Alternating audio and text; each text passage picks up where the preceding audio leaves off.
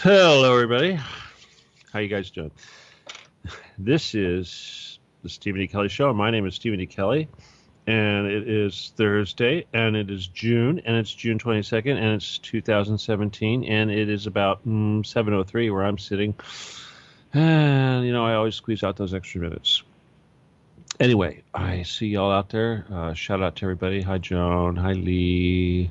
Hi, everybody else. Anyway, Wolf Spirit Radio. Hi, guys.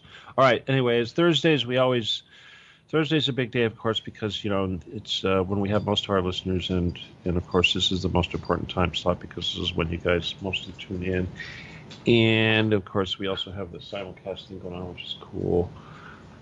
But we're very happy about that.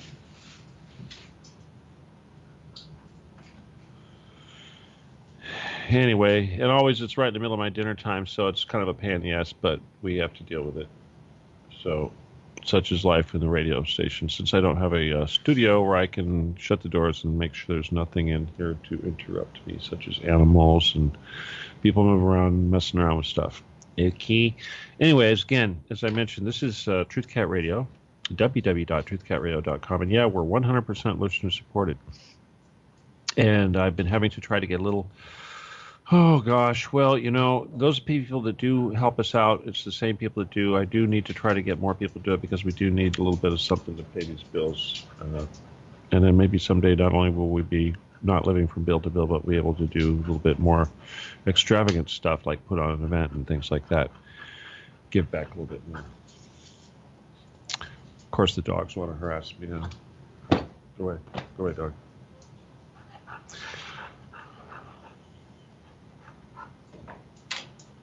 Terrible. All right, tonight's show is titled "The Babylonian Death Cult Must End." And I want to say that, we talk about the same thing quite a bit, and I'm going to reiterate a lot of material that I have talked about, and this is certainly not going to involve anything major and new. But the thing is that we're always trying to put the stuff out there in such a way that it's going to have an impact, and organize the information in such a way that it's going to reach more people, because they, for the most part, it seems like we're being forced to repeat ourselves because, and there's a reason why it's the same message, but even as I was producing Graham's show earlier, a lot of the things he was saying were very similar to the messages that I would try to say, and a lot of the information that he was pointing out and the details were similar to the things that I would be trying to point out tonight.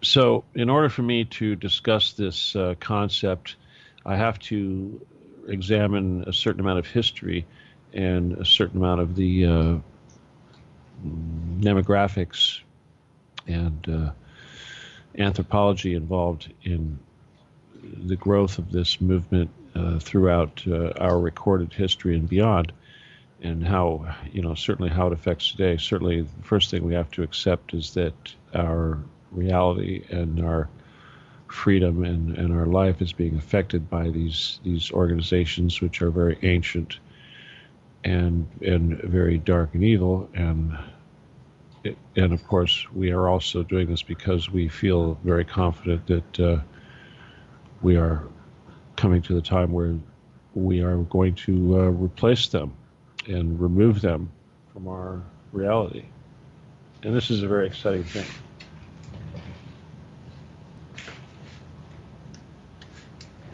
Sorry about that. Would have been uncomfortable if I had her bugging me for the whole show. Anyway. Okay, first of all, we're talking about a Babylonian cult. We're calling it a Babylonian cult, and I think what we'll probably prove here before too long is that this is certainly something much larger than anything associated with a particular civilization that occurred at a particular period of time in humanity. In our recorded history of humanity. Now, but for understanding, we're going to use this in a kind of a generalized term because it is very indicative of a very large portion of these activities, which involve the ritual sacrifice of children. Now, because of the fine work of people like Seth Rich and Julian Assange, WikiLeaks, and those people out there that have worked so hard to get this information released to the public, we know about the incredible corruption involving child abduction, child molestation, pedophilia, torture, and murder, and subsequent consumption of children on an industrial scale, on a worldwide level, as something that's been happening for a very, very, very, very long time. So, as living humans, you could say that technically we are blessed to be alive in such a time where we have the opportunity to take advantage of the exposure of the crimes of our enemies. And I've said this before, of course, and I know that my continuing to harp on this, especially in a public forums such as RT and Press TV, have caused me to be banned from those public forums, alternative as they may be. And of course, this is the constant harping on the scourge of pedophilia and the fact that the purveyors of this ritual are, for the most part, hiding in underground bunkers. So we'll talk about the bunkers, we'll talk about the people, we'll talk about where they came from, and I'm going to do my very best to try to present this in a way that is fair and not unfairly singling out one demographic over another. But we will look at this in as much of a comprehensive way as possible without getting bogged down in the minutia, because obviously we're talking about something that's been going on longer than recorded history. So the details of these activities involved in this could be discussed ad nauseum. Anyway, once again, I do want to thank all of you guys for listening. Those of you that are out there right now, thank you for being with me. Stick around. Okay, now, the Babylonian culture, the reason why we're again using the Babylonian culture is because one of the things that is seems to be very connected to it is the concept of the creation of a large bronze bull, if you will, or some sort of a statue that was hollow that would allow for a fire to be built inside.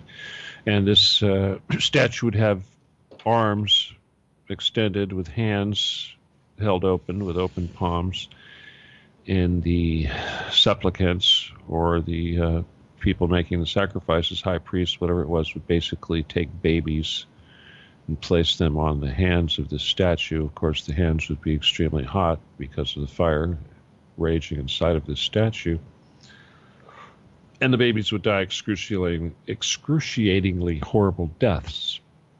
And this process would be repeated over and over and over continuously, and it has been going on for some time. Now, today, they do it a little bit differently, but they're still doing it. And they do it symbolically, but they certainly do it on an industrial scale. We'll talk about why they do it, and again, we'll try to trace back. And I want to be fair. Now, I could cut to the chase and just say that, as I've said before, that it's really all it is Lilith and the collection of Lush for the feeding of the demons. Well, that would be making it all very simple, but that's pretty much what it is. That's really what the basis of all this is. Now, as we know, Lilith is an entity that is considered to be as old as humans themselves, if you were to go by the biblical concept of Adam being the first early human. And of course, I'm not going to suggest that there weren't other human-type characters walking around, but for whatever reason, Adam was given this distinction. Now, just a real quick review. Of course, Lilith rebelled against Adam, hooked up with Lucifer. Apparently, fell in love with Lucifer, produced a bunch of demon babies, and a couple angels came down and said, "Stop that! Go back to Adam," and started killing her babies. And she basically cursed them and said that she was going to start killing human babies for now until the end of time, and that she would be able to transcend time and space, if it were, and be able to, well, be in multiple places at once, and that this was something that the angels would not be able to keep up with. So we talked about that, and that is the mechanics of that, of course, I believe, is involving the artificial intelligence, the AI. And let's see. All right, I've got somebody that wants to come in here. Lucas, let me know what you want to talk about here. First of all, write me a little note here. I'll probably bring you here in a little bit, but give me a chance to at least get through this a little bit. But if you have anything to add, just kind of type me a little note there on Skype, if you would. Now, of course, when I went through my big wake-up thing long time ago and realized that the Old Testament and the priorities of the state of Israel, if it were somehow involved in all of the priorities and policies of our government, it required me to study and understand why Israel had the policies, or why it had the feelings that it did, the motives that it did, such as why it was necessary to commit genocide against various populations, such as the Canaanites. This is something that was one of the first things I had to understand. Now, of course, Canaanites are essentially, well, let's just say they're very much connected to the Babylonians. And if we look at Babylonian history or Babylonian mythology, ancient history, which when you get back to that era, much of it is basically mythology. We start getting into things like the Epic of Gilgamesh. Now, in the Epic of Gilgamesh, which is an epic poem, but I've done shows on this, of course, you're basically dealing with what would appear to be a race of Anunnaki that are interacting with ancient humans. Anunnaki, of course, being an advanced, large, structured human that might be considered a visitor from the Pleiades, or not the Pleiades, but Nibiru, if you will, for the purposes of harvesting gold. And these were also probably looked upon as the fallen angels, and these were the ones that allegedly reproduced with the women, and produced a Nephilim, I believe it was. So we had the Elohim and the Nephilim, and I believe these guys were considered the Elohim, and the Nephilim would probably be the spawn that they had, and those guys were considered titans or giants or something of this nature. But anyway, bottom line is that if you go back into these ancient Babylonian stuff, right away you run into this Anunnaki business. And the thing about the Anunnaki is that the culture that would be the most attributable, that we look at through the art of the Sumerians, what have you, seems to always represent a similar type of style, where there are long beards and lots of feathers, and of a reptilian type of nature. And this seems to correspond with the cultures in the Mesoamerica, South America, Central America, and what have you, that also had structures such as pyramids and feathered gods, and very much of a reptilian type of connection. Now, the people over there also would appear to have some sort of possible hybridization that may have something to do with the reptilian people, or the reptilian entities that would be the ones that they appear to be worshiping in their various practices. So this connection is interesting only in that there is that blood connection, because we know these cultures in Mesoamerica certainly did have a blood requirement or a negative energy loose requirement of their followers, their human minion. And this certainly, we know, was manifested in the form of warfare and much human sacrifice. Now, if there is a comparative thing that we could use an example of the cultures in the Middle East that would be associated with the Babylonian Empire, I would have to say that that probably does not exist, except from the standpoint of the so-called Israelites and their constant genocide against various cultures. So in other words, it's a little bit confusing, and I'm certainly not going to suggest that that it's completely one way or the other, because this is where it really could go in a couple of different directions. But whenever you have something like this, you get this mirror image type thing happening where one side is going to start accusing the other side of doing exactly what they're doing. And this is a standard distraction technique. It's certainly a psychological technique to be used as a defense, and it's very common when you're dealing with an opponent who is psychopathic. They will tend to hang a mirror on you and describe what they see, which is, of course, themselves. So you have to expect that this sort of phenomenon would also be found in history. Certainly. I mean, I would say that we're certainly seeing it today, so there's no reason why we wouldn't see the same thing back in the old days, where the victor will paint the vanquished as having committed crimes that were actually being committed by the one that is writing the history. Certainly we know that's true today.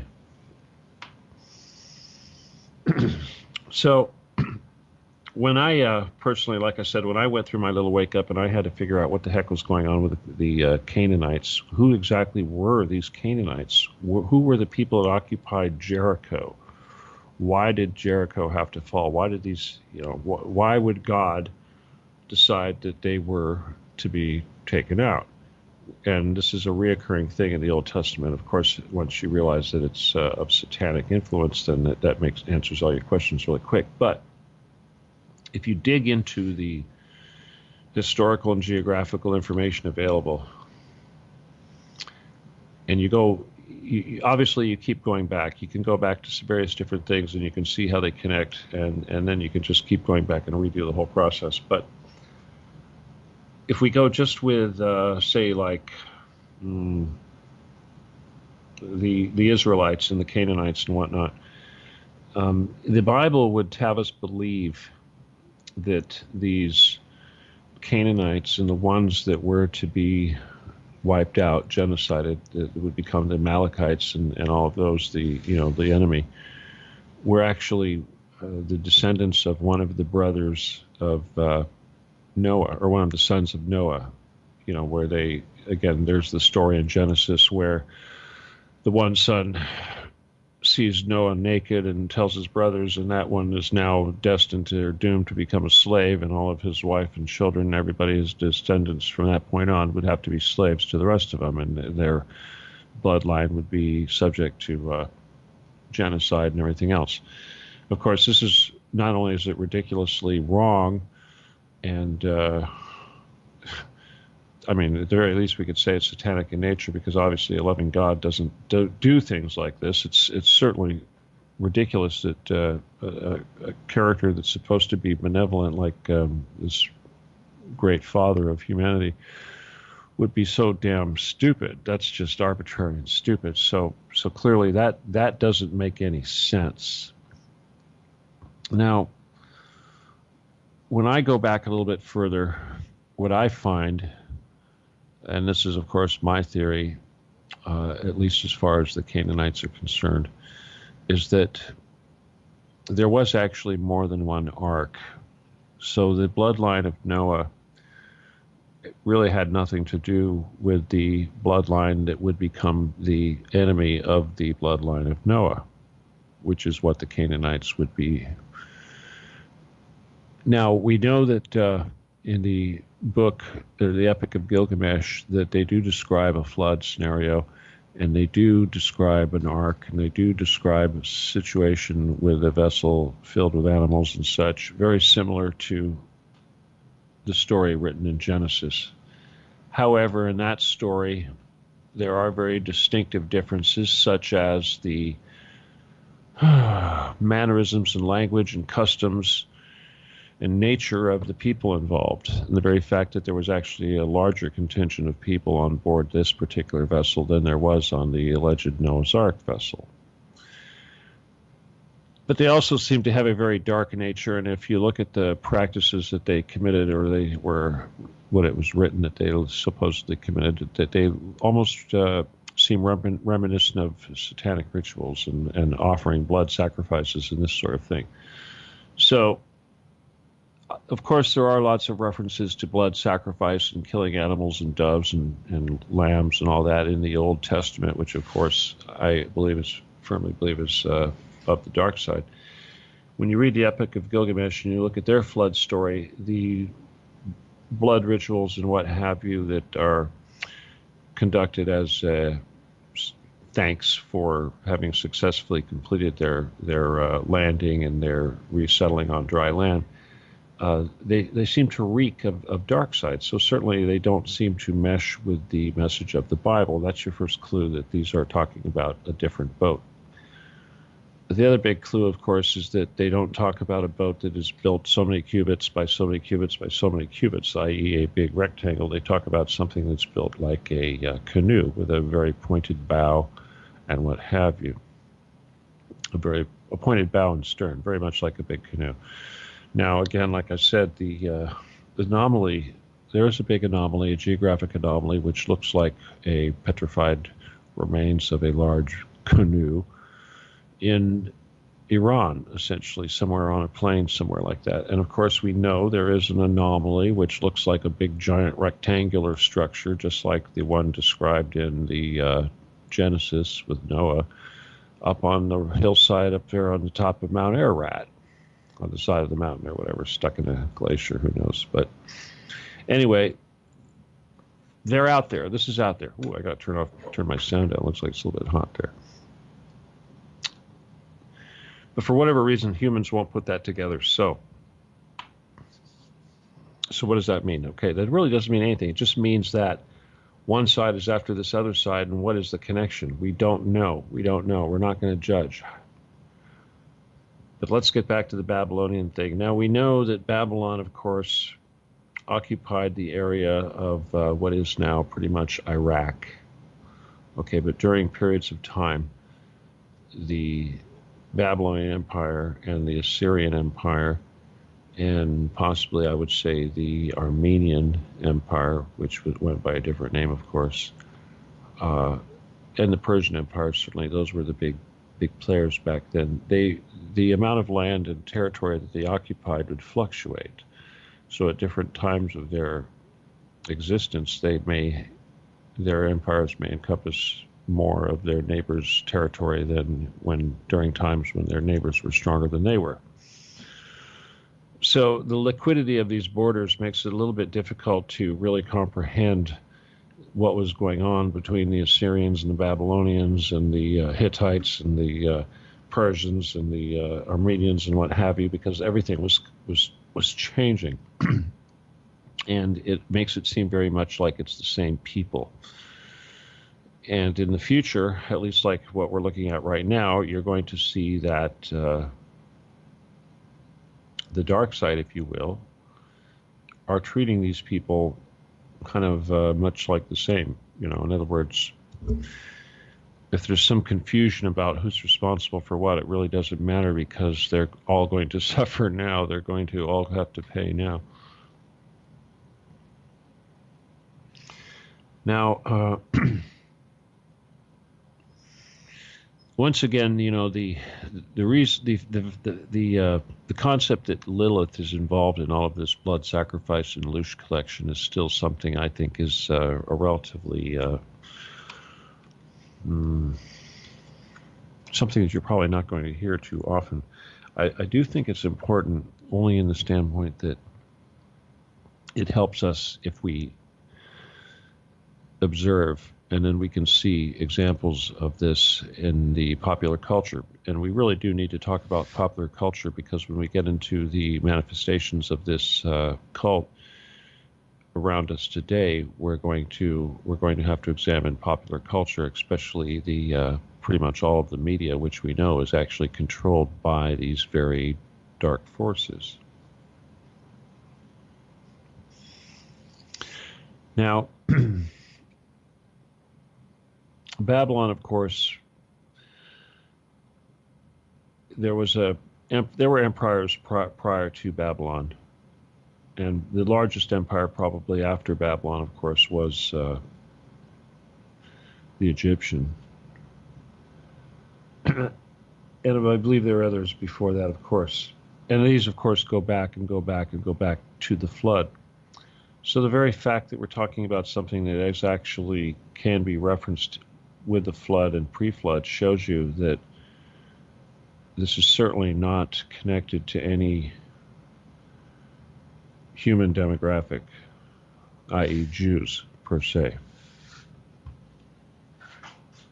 But we are going to examine the connection of those people to everything that's going on, obviously. Now, from a bloodline standpoint, and I suppose this is something that should be brought up only because this is important to them, but the so-called Babylonian royalty would also be considered connected to the Egyptian royalty and all of the royalty that would come from that point thereon, such as the Greek, Roman, European, and what have you.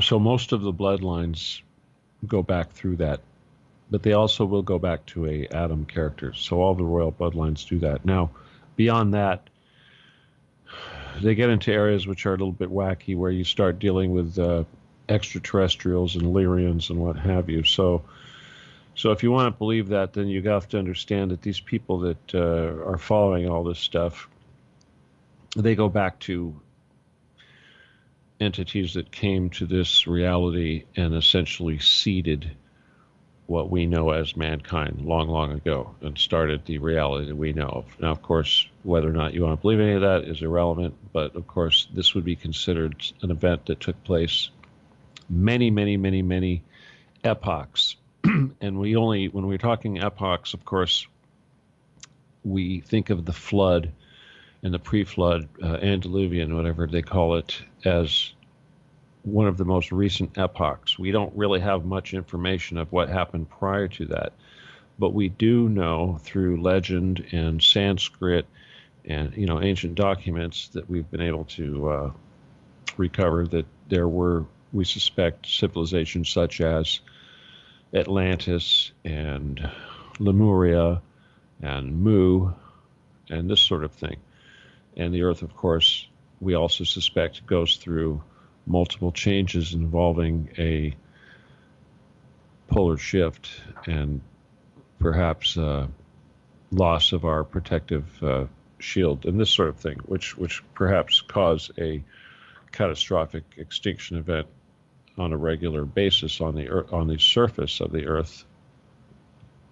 And this has happened many, many times.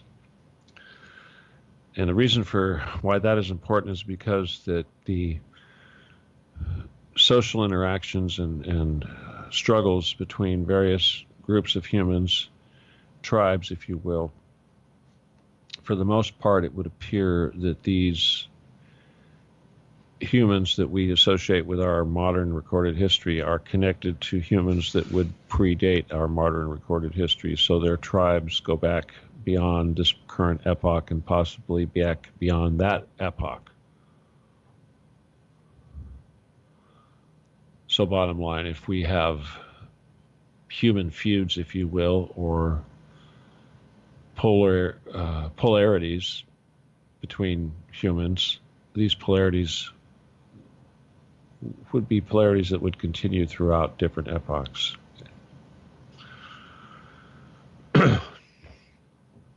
Now, if that's assumed, then we can also assume that the worship of these entities, or these dark entities, this what we were calling the Babylonian death cult, we know that it involves death, and we know that the killing is the sweetest when it's being done to a very innocent child, and the younger the child is, the better. And this is because the energy that is allegedly harvested from the death of this child is of a very, very high quality and very strong nature and very pure. And this is very desirable. And of course, if we remember that this is involving Lilith, then that's certainly simple to remember.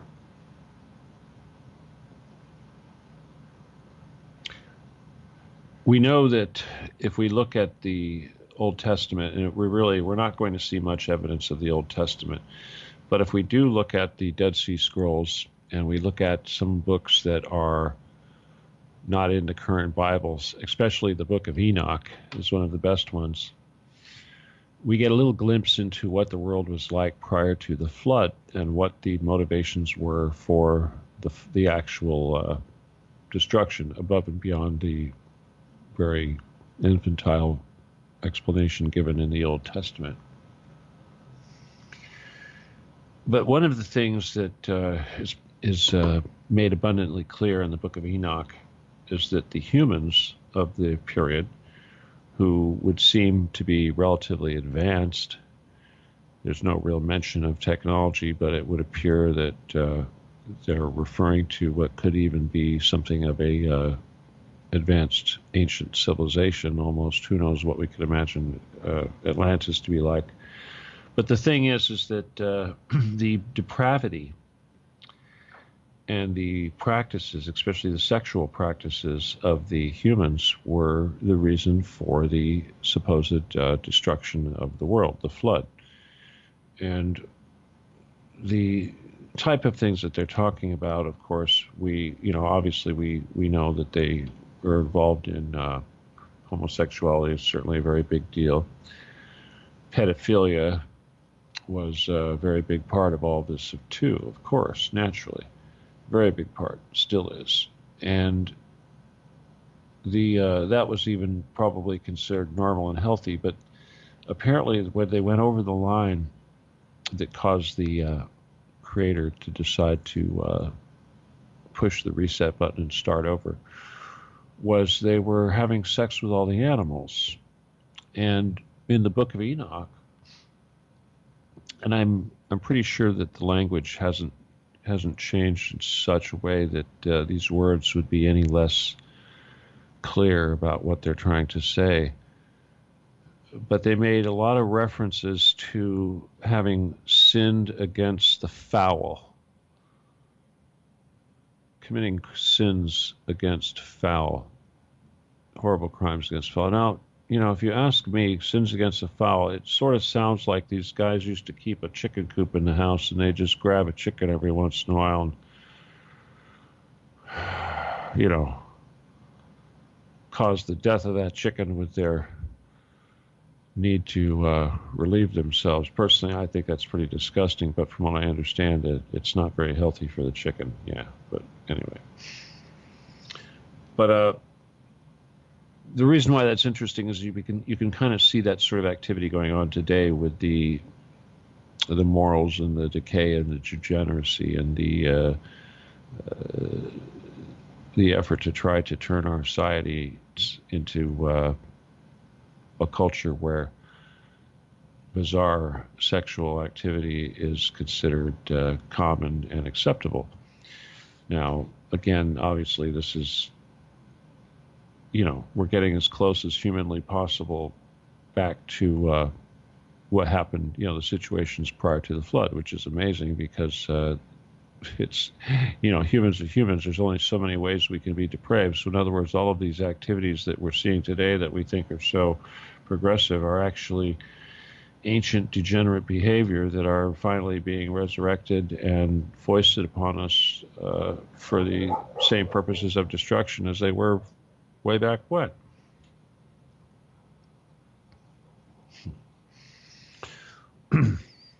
Anyway,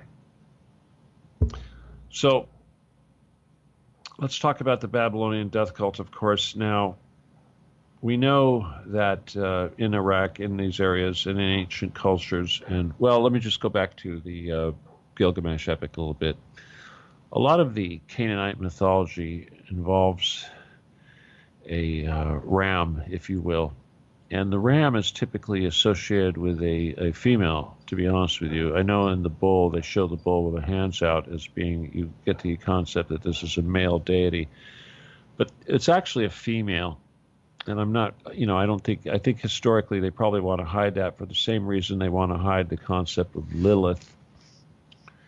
But in the mythology, the Canaanite Babylonian mythology, it's basically there was a god and a goddess, if you will, and this goddess was in lust for this god character, and she knew that he had a thing for cows, so she turned herself into a very attractive calf.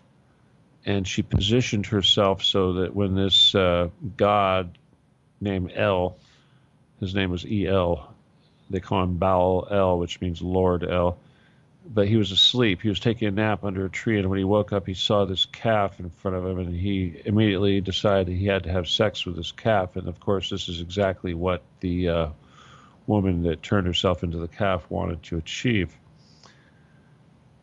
Well, this is, of course, was a trick to trick him into having sex with her, which I guess whatever was the purposes and motives of that. But the event is recreated throughout or referenced throughout mythology and various religions in the form of a calf, such as the golden calf that the Israelites constructed coming out of Egypt.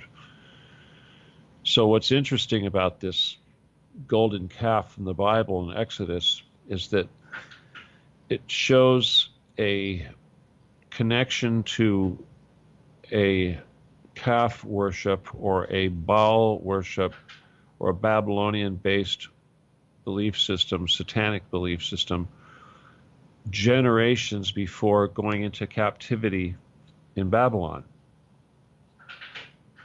Very significant.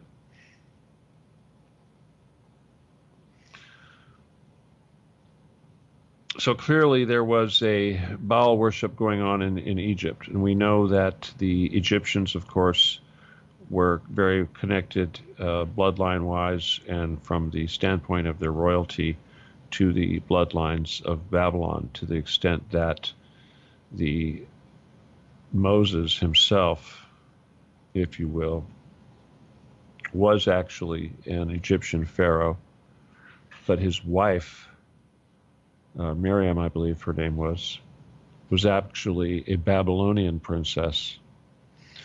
Now, the thing about bloodlines and royalty is that they travel through the woman. In ancient Egypt, the pharaohs would very often marry a woman from within their own family, either a sister or a first cousin or something like this, even a daughter, something of this nature. But the reason why they did this was because the royal bloodline actually was transmitted through the woman. The name, of course, came from the man, but this was done behind the backs of everybody. Nobody was really allowed to understand this concept. Obviously, this has a lot to do with DNA, and certainly we know that, that these entities that are trained these ancient humans in the importance of these practices were using DNA and certainly are able to monitor the DNA in modern human today and locate and identify humans that are genetically connected to these very specific humans from ancient times, i.e. royalty.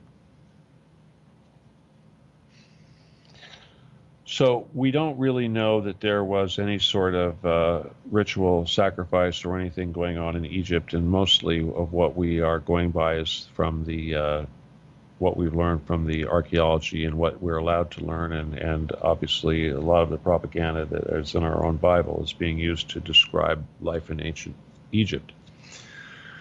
So we don't know if they had the heinous blood ritual, blood sacrifice, beyond perhaps the ritual sacrifice of animals and sort of thing. If you're a expert on that, I'd certainly like to hear about it. But the concept of sacrificing babies, I don't see that in Egypt unless it was done with their captured enemy soldiers and prisoners. I don't know.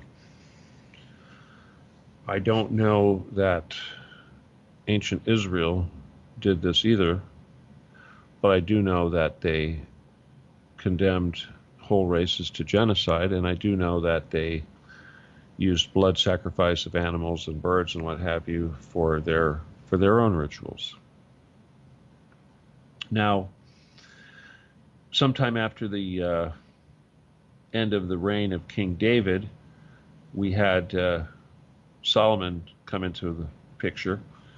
And of course, Solomon had his issues, but during the reign of King Solomon, the country of Israel split into two. Solomon's kingdom split into two, the north and the south. And again, this is, I'm repeating myself for those of you that know this stuff, but the southern part was called Judea, and the northern part was called Israel. Now, when this was going on, there were several major powers in the world at the time. Obviously, Egypt was a major power. Assyria was a major power. Babylon was a major power, i.e. Iraq.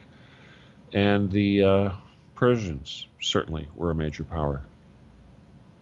Everything else was relatively undeveloped. The Assyrians, well, the first thing that happened was the Babylonians conquered Judea. They took out the southern part. They destroyed the temple. This was the first time the temple was destroyed.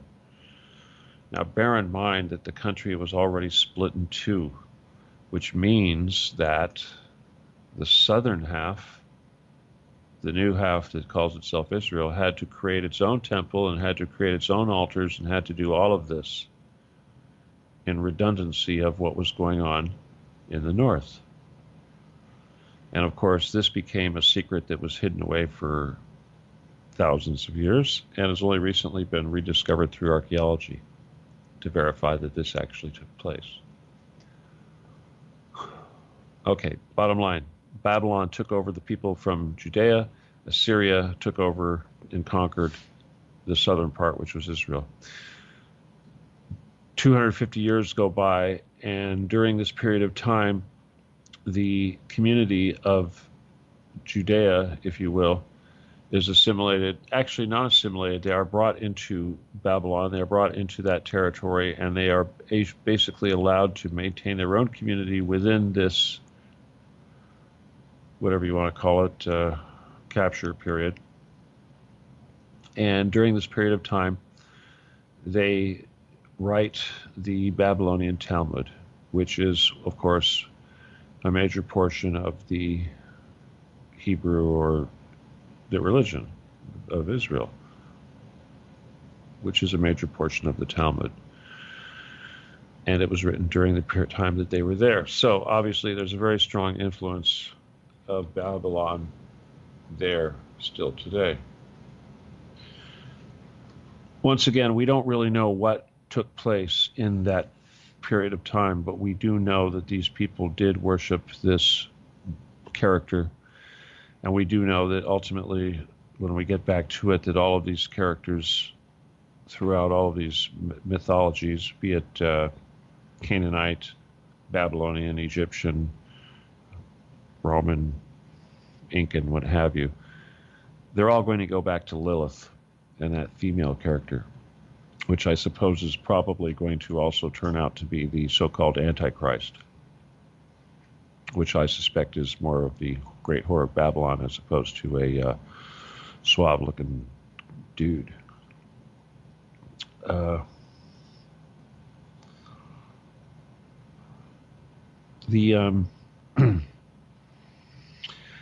To understand, okay, let me just talk about Loosh really quick. Okay, just to remind everybody, those who don't remember, Loosh is actually a energy that is created by humans. And humans, of course, occupy a reality that we call the third level of density. And this energy that they create is actually a tangible thing in a higher level of density, and it's used by negative entities at these higher level of densities for a nutrition, an actual nutrition. And of course, as I've tried to explain briefly earlier, this goes back to all the way back to the beginning of humanity on Earth and the fall of the character that we know as Lilith. And I suspect that she was the one that eventually set up this entire system for collecting this energy. And ultimately now, this is what connects all of these negative entities, be they demonic or of a what we would consider extraterrestrial nature, i.e. Zeta Reticulans, and reptilians, and Dracos, and all of this nonsense. I have no problem with throwing them into this so-called demon category, even though people like to think of demons as things that are somewhat ethereal. You have to understand the nature of the fourth density, that as far as the third density is concerned, the fourth density isn't even physical to you. It is completely ethereal, and the entities that exist on the fourth density will only appear physical if they choose to be so. This is very, very important to understand.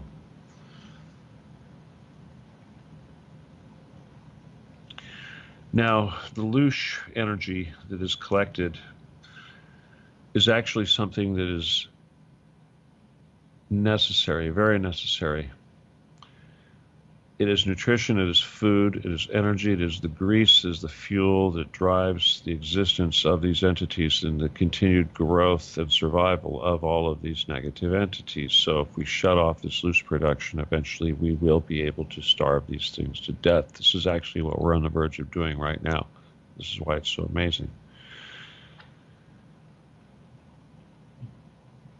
But the collection of this Loosh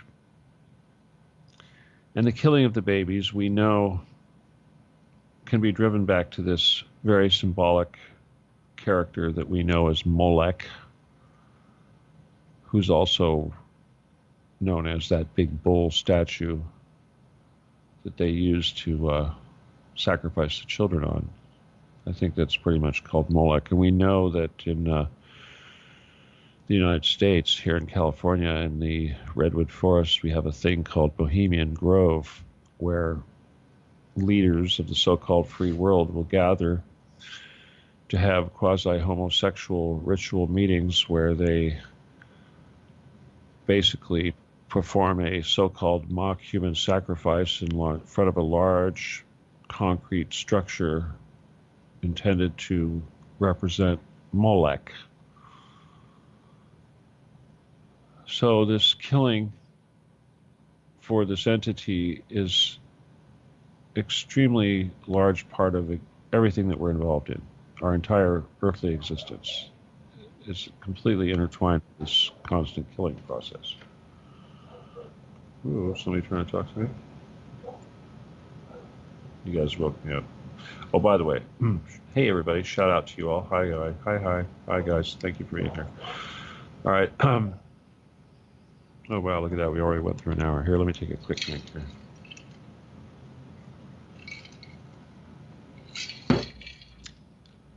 All right.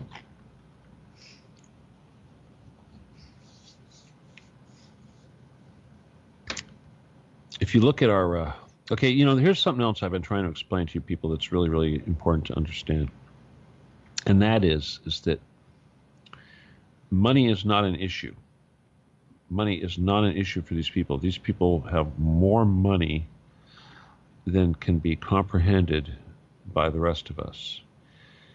The amount of money that they have goes beyond the physical needs of anybody could possibly have, and then some. So the point is that Lucas. Okay, yes. All right, Lucas, I'm going to bring you in. Hang on, Lucas. It's going to be hard for me to keep thinking about what I'm going to have to say, so to try to allow me to work on continue. I know you guys hate it. All right, Lucas, turn off the radio. Hey. Yeah, turn off the radio. All right. Dude, don't say anything yet. Let me just try to, get through this here yet, because there's just too much damn stuff I haven't even got to. Okay. Cool. Yeah. Fine. All right. No problem. Yeah, mute up if you can for me. Appreciate it. Okay. Okay. Lucas is in the UK, right? And you're Karen McDonald's Lucas, right? That would be the one. Yeah. From okay. a few years ago. All right. Hang tight. Okay. Now, my God, we got so much to talk about here. I got so much to go over. All right, I'm going to jump back a couple squares because I kind of I got to go back to the historical geographical stuff.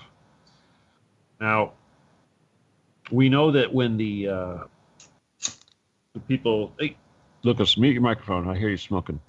Sorry. I hear that lighter going off there. Jeez. A cat. Okay. Anyway. Okay. When the people that were captured by the Babylonians were released after 250 years, they went back and rebuilt the temple the second time. And the rabbis that were essentially leading those people by this time had created the Babylonian Talmud and had become pretty much entrenched in a lot of the Babylonian dark rituals that they'd been exposed to over a period of 250 years. It's really hard not to comprehend how that would happen because 250 years is quite a few generations. So obviously their organization became organizationally influenced by this belief system that they had been entrenched in for 250 years. So they brought that back with them to the when they rebuilt the temple. And at the same time, you have to understand, these very same people have a culture based around this knee-jerk erecting of calves, which tells us that the whole Baal-El, Babylonian, Egyptian, Molech, Lilith cult, death cult, is something that has historically been entrenched in their culture and is very ancient and far predates the Babylonian Talmud. Okay, that's very important that people have to understand that, because that shows that this is not connected to any particular people per se. Even though we're talking about particular people, you have to understand that when you go back as far as Adam and then beyond Adam, there is no particular people anymore.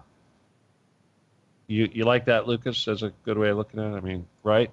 Technically, when you go back far enough, you're talking about branches, and eventually you're going to get to a trunk, and it's not going to matter what you say about one branch or another branch. It's still the same damn trunk of the tree. Yeah. Yeah, it is. Basically, we're saying, oh, that branch on this tree is evil. It's still the same damn tree. You got to start somewhere, right? Everything starts in one place. So we can identify branches that have gone bad, but we're not going to hate it because it's still us. It's still part of the same tree. Yeah. All right. Okay. All right. That being said, now the Roman Empire eventually came along and conquered the Judean Empire that had resurrected after returning from Babylon, and the process of what they went through sort of repeated. But prior to that, the people that were associated with the people of Israel, the northern half of the country that was conquered by Assyria, went into period of time similar to what the people in the south went through in Assyria. Only the big difference was, unlike the Judeans, they were spread out throughout Assyria. They did not have a cohesive, homogeneous community, and their culture and everything pretty much disappeared in the 200 or whatever years that they lived within that conquered, when they were as a conquered people in that territory. So when they were released by the Persians, the same way that the Judeans were released when the Persians conquered Babylon, they went north. They did not go back to the southern half of what they call Israel. They went north. They went into the Caucasus. They went into Turkey. They went into Mongolia. And they basically became the Turks. They became the Khazarians. And the subsequent movement of all of these people caused a disruption that didn't just cause a blending and it also caused a blending, and it caused a displacement, and it caused displacements where people would leapfrog. In other words, it's like one culture would come into an area where another culture was. Either they would blend with that culture, they would push the one culture away, or they would cause a culture to completely jump over the other culture into a completely different area. And this is essentially the three things that happened to the world when those people moved into the big northern part of the Eurasian continent through the Caucasus. And people, it's very, very important. And the thing is that the Khazars, who essentially controlled all that area, the Caucasus, Armenia, all of that area back in those days, Nagorno-Karabakh, whatever it is, all the way up to Kiev and Moscow and that whole damn area, they were basically nomadic. There was no history. There was no genetic connection to anything. Nobody really knew who they were. They were basically the nomadic hunter-gatherer types that were basically probably connected more likely to the Turks and the Mongolians. However, they had this infusion of the southern Israelis in there, from after 200 years of becoming essentially savages living in Assyria.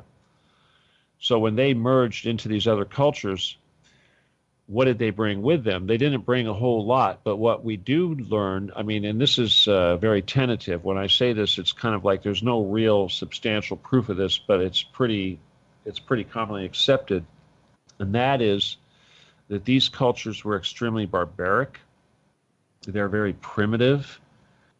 They had some extremely bloody rituals that possibly involved human sacrifice and what have you. And possibly even cannibalism. We don't know, because we're talking about a culture that at that period of time really did not have any civilization per se. It was extremely nomadic. It was kind of like if you were to take a Mongolian barbarian culture and knock it down a few levels. This is essentially what you had. But we do also know that when the Christianity rose up in the Romans, because obviously all of this happened around the time of the Romans because of the fall of Israel. The second fall of Israel was as a result of the Roman Empire. The other thing that was on the opposite side of the Roman Empire was the Islamic Empire, which had pretty much just risen up out of nowhere. The whole Muslim thing. And so these Khazars found themselves between the Roman Empire and the Muslim Empire, and they had to come up with a way to how to deal with it. So they decided they were going to adopt Judaism. King Bulgar or whatever it was decided that everybody in his kingdom was going to become Jewish, and they all got circumcised. And supposedly this protected them from the Romans and the other guys, the Mongols. But so that's the only connection right there with those guys to this whole sacrificial thing, and that's tenuous. But we got to go forward because we got to get to today. So eventually, the Khazar Empire, which had subsequently adopted Judaism, and even though a lot of people say that they weren't real Jews, but I suspect that yes, they were actually connected to the Kingdom of Solomon. You know, although they don't remember any of it.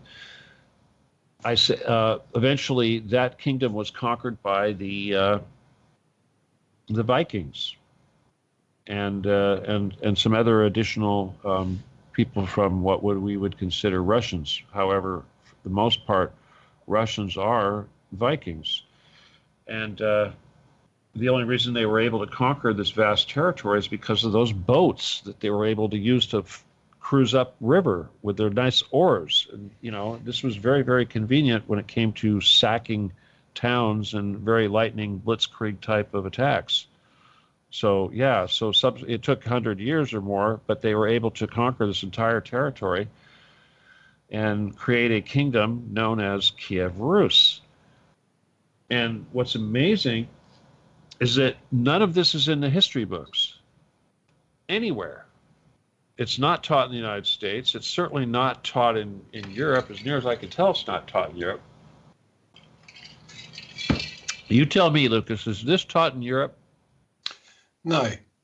None of it. I mean, none of this type of stuff is taught in Europe. You ever heard of it? None of it, huh? No, not really.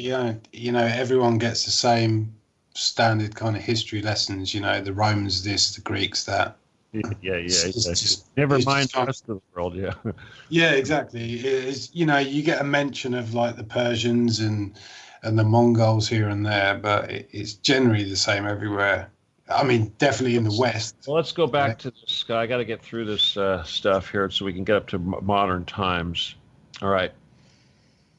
Now, as we know, the people that we consider Russia today, for the most part, are a mixture of the Slavic types, the Scandinavian types, mostly these the Viking-ish people, and they also have a lot of Turkish, Mongolian, Khazar people there also. That's your typical Russian demographic. So you have everything from the swarthy, Turkish, Mongolian types to the very Aryan Viking, blonde person, if you will, and everything in between.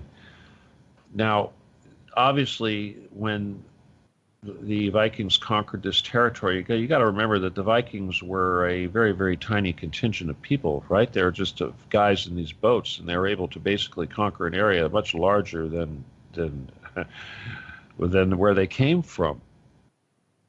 You know, so bottom line is that they did not replace the population, which means that the conquered people, i.e. the Khazars, were allowed to live and continue to be part of the society. However, and this was something that happened over, hundreds of years, they were not allowed to own land, they were not allowed to run businesses, they were not allowed to teach, they were not allowed to be in government, they were not allowed to be in the military, all this stuff.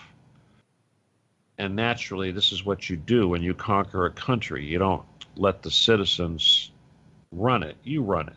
That's kind of the way it's done.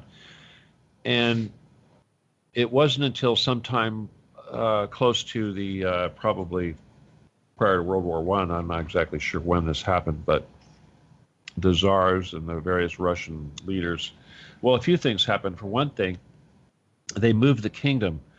The original center of Russia was actually in Kiev, in Ukraine, where they're fighting now, which is the reason why they're fighting now. We'll get to that, of course, but that was their capital, Kiev, the very same place that Poroshenko is running amok in, and all these terrible things are happening that's so Nazi right now. That was the capital of Russia.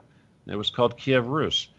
And when the Russians headed east, basically, and conquered that entire territory and didn't stop until they hit the Pacific Ocean, they became the biggest country in the world. And needless to say, they had Europe and all of their enemies right there. They didn't need the capital of their country right they decided, they did what everybody does. They tried to move their capital closer to the center of the area to be more responsive to the population, because it was the biggest country in the world. It still is.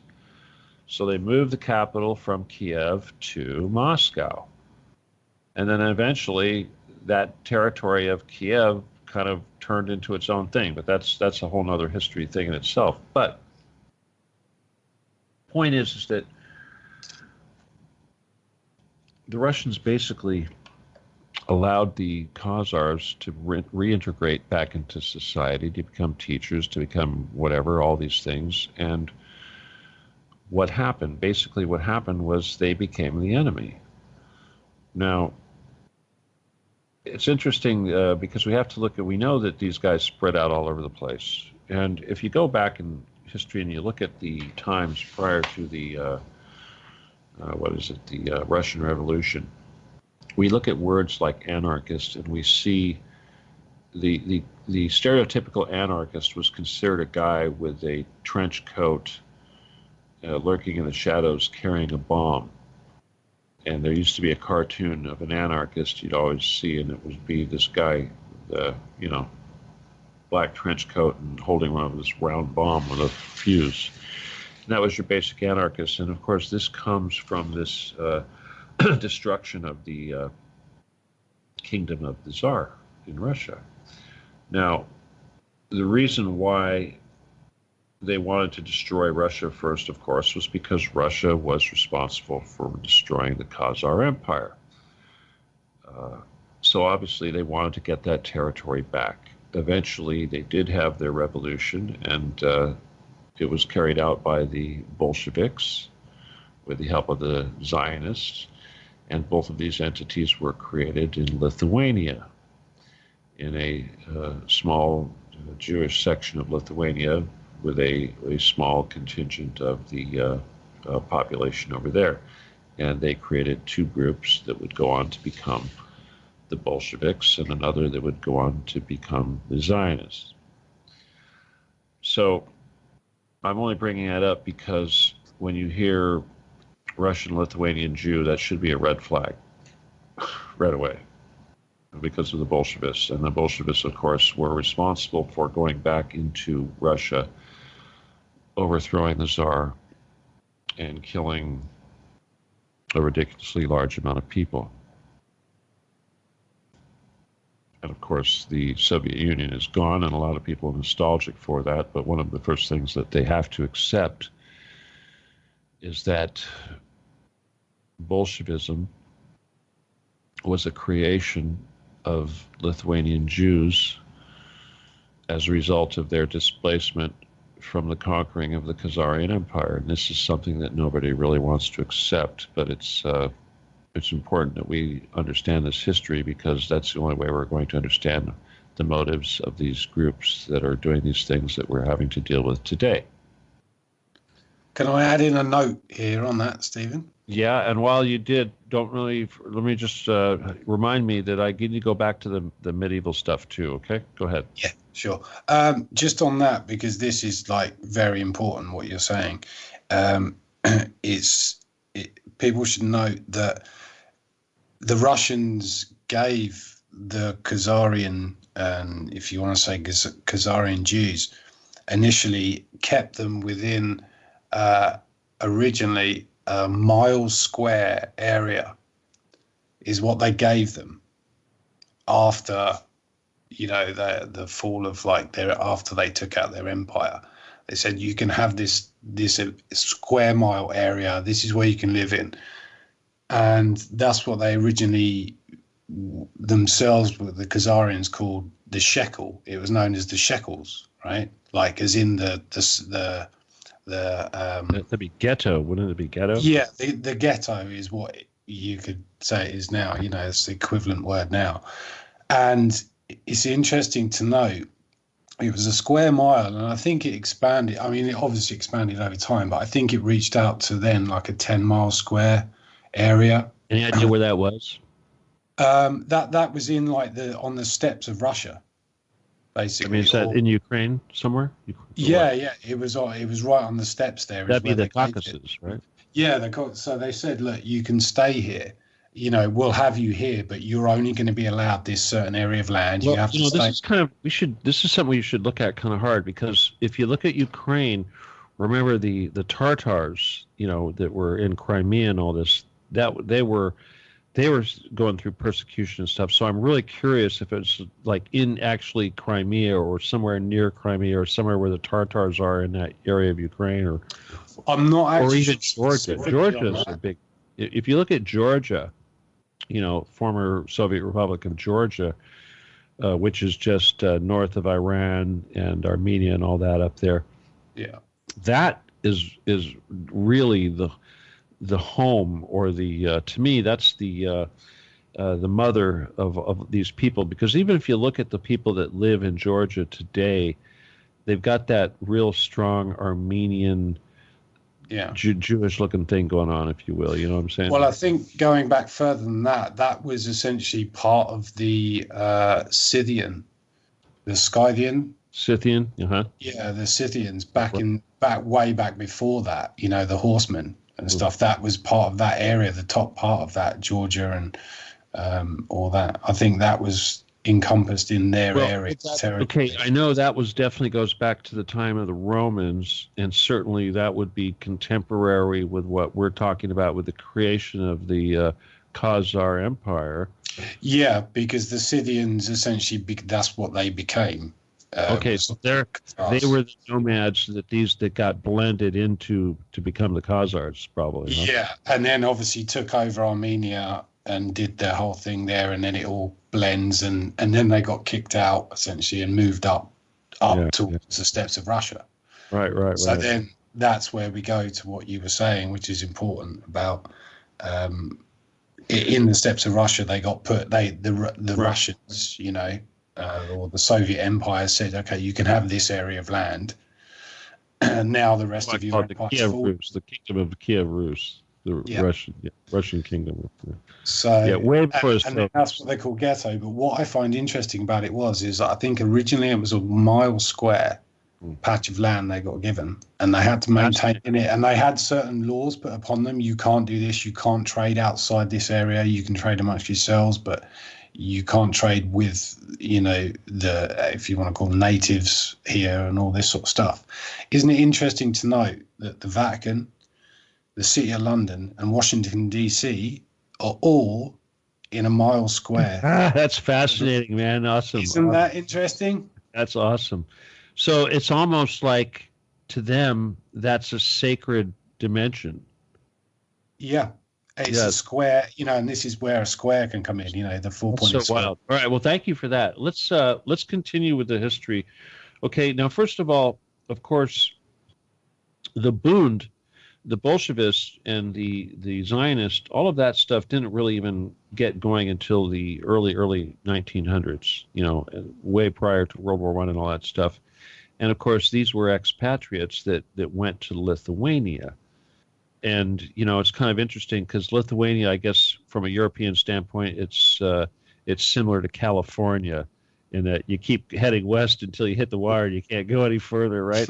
That's probably that's how Lithuania got the collection of nuts, kind of like California's got what we got. But I find that, so anyway, so these guys went and created their thing. And I'll tell you, most of those groups were actually outlawed and banned in Lithuania, but yet today, from a heritage standpoint, it's really strong. It's still really strong, and we see it. We see it a lot in the politics involving NATO and their treatment of the Russians and Kaliningrad, and all of that. The demonization of the Russians as if, the Soviets are going to invade and all that nonsense. It's weird. And I'll tell you something else that's really weird, Lucas, and I go around and around with a lot of people about this. In fact, I got a guy on my show right now. He's Dave Simpson. He's a Jewish guy, but he's living in ex-CIA dude. He's living in Donbass, right? So here he is. Yeah. He's listening to his show the other night. Yeah, it was really good. Oh, cool. Well, he did a show today, and the thing is that you got a guy like this. The whole situation is so damn ironic because you've got the United States is funding actual real life Nazis, and they're giving the money to a guy who's a Zionist Jewish oligarch to basically use to manipulate Nazis to destroy, to try to commit a genocide against Russians for the purpose of recapturing, essentially Kiev Rus. Because if you look at the map and you look at the ancient Khazaria, the area that they're really fighting over right now, in other words, like, for instance, you look at Crimea and you think, what the hell? Obviously Crimea is strategic. It's beautiful. It's, that peninsula is really important geographically speaking. However, why is it so damn important that the Kiev regime has to recover Crimea? It's because historically, Crimea was a very important, significant portion of the Khazar Empire. It was like the southern border. Yeah. And also all these places that nobody seems to think about or don't seem important. People have to remember the Earth grid. Yeah, that too. Huh? And where these places sit on it as well, because there is importance for all of them and why places need to be attacked, taken over, etc. Well, that brings us, that's a kind of a good segue to bring us back into the whole Babylonian thing, and I probably should, because we're here to talk about esoteric, energetic, fourth density and beyond stuff, not just human foibles throughout history. But it's good to know the history part. That way, it helps to see how the demographic is interacting with society today, and you can see how this stuff has been going on with the same characters for so long. Yeah.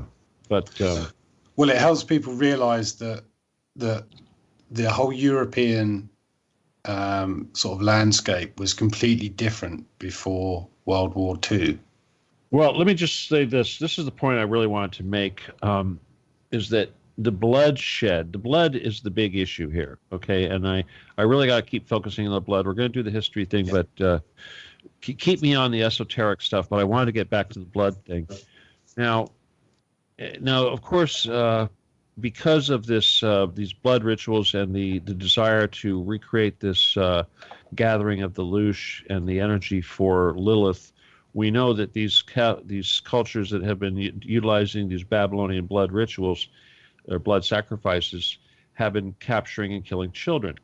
And this was a very historical thing that was documented in the Middle Ages, somewhere in Europe. I don't know if it was Germany or what, but where these guys, within the Jewish community were going out and kidnapping children and performing these rituals where they would basically be poking a bunch of holes in their body and slowly draining their blood out.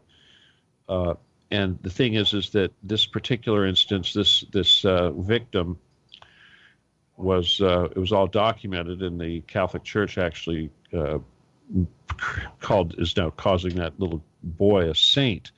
But the thing is that's significantly important is that apparently the people that carried this out were actually caught, and this was back in the days when this sort of thing, you didn't get away with nothing back then, but naturally it caused a big stir.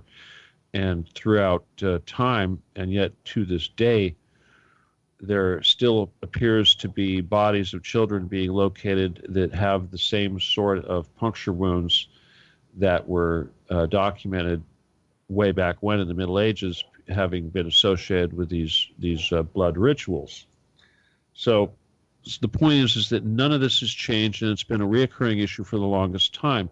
And of course, we know that the reason why people do this is because they think that they're going to achieve some sort of status and some sort of benefit. Obviously, they think they're going to get some sort of benefit. If you look at families like the Rothschilds, obviously their benefit, of course, is extremely ridiculous amounts of money. And most of the time, these ridiculous amounts of money were achieved through warfare and deceit and things of this nature, and basically screwing people over. So obviously in warfare, there's large amounts of bloodshed, and certainly if you are doing these things to coincide with rituals and stars and what have you, then naturally you can perform these rituals all the time, and no one's going to have any clue that that's what's actually going on. And obviously, as we could show today, these things are still continually going on, and they're continually coordinated with these astronomical functions. Yeah, absolutely. On that note, to go to the Lilith point and the details about her, which is fascinating to do with blood and warfare, is in Irish mythology. There was a queen or a female figure that was called the Morrigan, and she was known as the Phantom Queen or the Great Queen. And her role, she's also associated with the crow, the bird, the crow, and the banshee, the banshee cry, and the ride of the Valkyries. Awesome. I want to know more. Is that she would essentially fly over the battlegrounds during and after the battles when there was dead or dying. Harvest the souls, huh? Yeah, and essentially harvest the dead, or the dying, basically because of the blood and the energy and all this kind of stuff. But also when you were mentioning the cattle, which can also go to the strange cattle mutilations. In Norse mythology, because it's the Norse and the Irish, it's the whole Scandinavian, old school Aryan British thing. In Norse mythology, she was associated with cattle and the wealth of the land. Wow. Right? Interesting. Yeah. And so you can see a link between that and cattle mutilations and the battle scenes, the death, the blood of the battles, and all that kind of stuff. And now, when you say crow, I know you said crow, but did you actually mean raven? I'm hoping you actually. Well, it doesn't mention raven. I mean, you can sort of, the two are fairly similar, aren't they? I know same species but different. Genus. No, I just used to have a big raven, and I turned up dead one morning, and I always blamed the CIA. I think they came out and killed it because I thought it was some sort of occult thing going on. It's ridiculous because the raven really is actually a really beautiful symbol, But like all these things, they get corrupted and put into myth, and it is black. It's a black bird predominantly. There are white ones as well, but. So it gets put with like the death darkly side of things, like the movie The Crow. It's all in the dark and all that, and it's all about death and resurrection and things. Let me get back into the nitty gritty here, since I think I almost got there. But but that was the Lilith thing anyway. Right. So back to beyond the Lilith thing. Okay, back into the modern stuff. All right, as far as the Khazars are concerned. Just historically right now, if we look at what's going on in the world right now in front of us, the attack on Russia, the desire to destroy Russia, the desire to destroy the Middle East and basically create the greater Israel, we're seeing the desire to destroy ancient Assyria. We're seeing the desire to destroy ancient Babylon. So, the destruction of Persia, the destruction of Babylon, and the destruction of Assyria is clearly a vendetta going back to the time of King Solomon.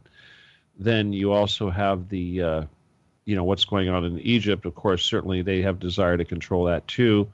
What's going on in Saudi Arabia, they obviously have the desire to control that too. Certainly, that's all this ancient stuff. They need to control that. The destruction of the Christianity and the so-called attack on the Vatican and all that, that's certainly something that's part of the agenda. But the recapture of Ukraine and the destruction of Russia and the capture and looting of Russia, this, of course, is the wet dream of the Khazars, who have been waiting. Gosh, let me see, how long's it been now? They've been conquered now since the year 500, I think it was, something like that, or 700. So yeah, they've been waiting 1,000 years to get their kingdom back. Only now they don't just want back Khazaria, they want the Holy Land too, which they have laid claim to, because now it's not just Greater Israel, it's Greater Israel and Khazaria. And if you look at that territory that they're talking about there, the only thing between Khazaria and Greater Israel is basically Turkey and what so-called Kurdistan and Persia, Iran, and what else is up there? Georgia, Kazakhstan. Yeah. Well, Kazakhstan's a little further. It's a bit over, isn't it? Yeah, but if you go straight up through Turkey, you take out Armenia, and you take out there's that one area right there just to the left of Armenia, Nagorno-Karabakh. I think what's that country called? Uzbekistan. Yes, yeah, they're all in that little group there, aren't they? They're smaller territories there. Yeah, and I'll tell you, Uzbekistan. I don't know if you ever looked at it. I love looking at these places on satellite, but I'll tell you, they've got so much money from Caspian Sea oil that they're building this new capital on the water right there in the Caspian Sea. It's just insane. It's kind of like looking at the Qatar or the UAE, these little islands they're building out there for the rich people. It's like, oh my God, the stuff they're building is crazy. Is that an extension then? What the oil they've got there, is that an extension of the potash company of the whole area of Israel and all that then? Well, the interesting that you should mention that particular aspect, because if you look at what there is, the potash stuff, Israel's really tiny, right? And they've got that, but I'm trying to think of Syria. Syria has a lot of that. Jordan has a lot of that. And because that was the original reason why, because they didn't effectively want anything to do with it, because the Shah of Iran effectively offered them to the Israelis to begin with, like Israel, like Palestine, Israel, and they didn't want anything to do with it. And then they've ended up taking it. And then all the Jews found out that there was potash there and the wealth of all the minerals. So they leapt on it, Yeah, I've got to go look at it now. I forgot. Yeah. I was just looking at it. And so I'm just wondering if it was an extension, right. That vein sort of runs up and there's oil and if you run up. It does. Yeah. So if you go west of Israel, you go that whole bottom of Damascus right there, everything south of Damascus, and you got all of Jordan, right? Yeah. And they want all of that. It's like, oh, God, it's funny. But no, it's funny that you would mention that because it's totally noticeable. You know where else it's noticeable where they've got that is like on Malta. Isn't that bizarre? Malta. I don't know enough about Malta, but I've heard bits and pieces that it is fascinating. And not only that, but I believe Tunisia has a lot of it, and I'm not sure about. I think there might be something going on around Gibraltar and all that, but I think that Malta has a significant potash on it. Isn't that bizarre? It wouldn't surprise me, considering that's the heads of, supporter, obviously. Interesting, huh? Like somebody's worth money, yeah. Yeah, it wouldn't surprise. Well, I think you said it before, maybe last week or one of your shows in the last couple of weeks. It's constant land grabbing. That's what it's always been. Well, the land and mineral grabbing and stuff. That's what's going on. Well, that's really a big part of what we need to get into right now. All right, because we definitely got to cover a lot of territory still. Just to try to put all this into perspective, because technically I still don't think people, they go, yeah, but, until you really get through the whole thing, you don't really see it. Like, for instance, the land grabbing, the whole concept of taking land, becoming rich, what people lose track of is because we don't own that much. So when the amount of greed that we're talking about here and the amount of accumulation of resources and wealth is so large that it doesn't register in our ability to perceive how large it is. No, it's beyond. It really is so vast. It's so large that we have become completely numb to just how massive it is. And it's been this way for a long time. And if you go back if you look at it on scale, because I had to look at this earlier, because technically people don't understand this. They just don't get it. And how far back do you want to go? And you could go back to Abraham and Sarah when they essentially looted the Pharaoh's treasury by pimping Sarah to the Pharaoh. Yeah. Yeah. What do you think happened after Abraham pimped his wife to the Pharaoh? He probably took the Pharaoh. She probably took the Pharaoh for half of his money. Like they do. What do you want to bet?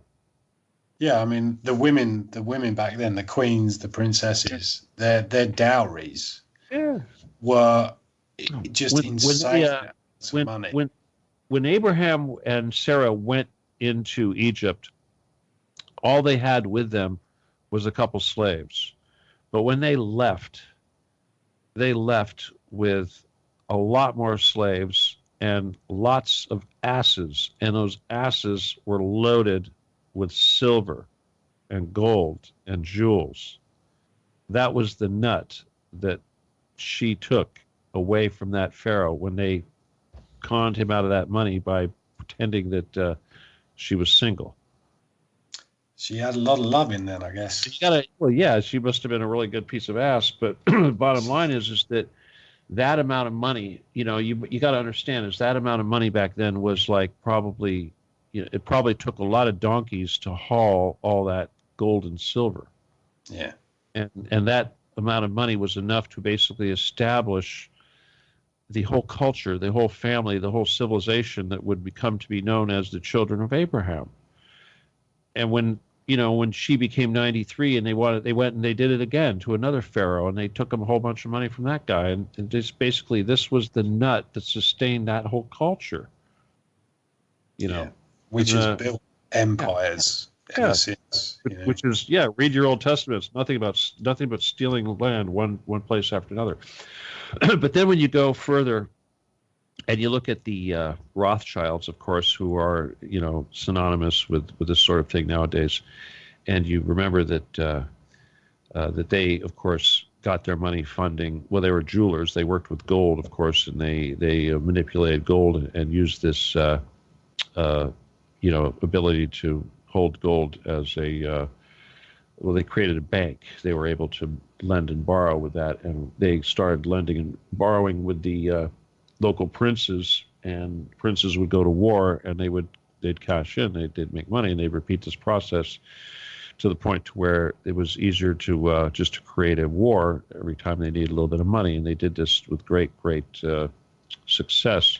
And of course, the epitome of their success in doing this was the Battle of Waterloo, when the Rothschilds were able to convince everybody in London that the English had actually been defeated by Napoleon, and subsequently they went there and cashed in, bought up all the stock for pennies on the dollar.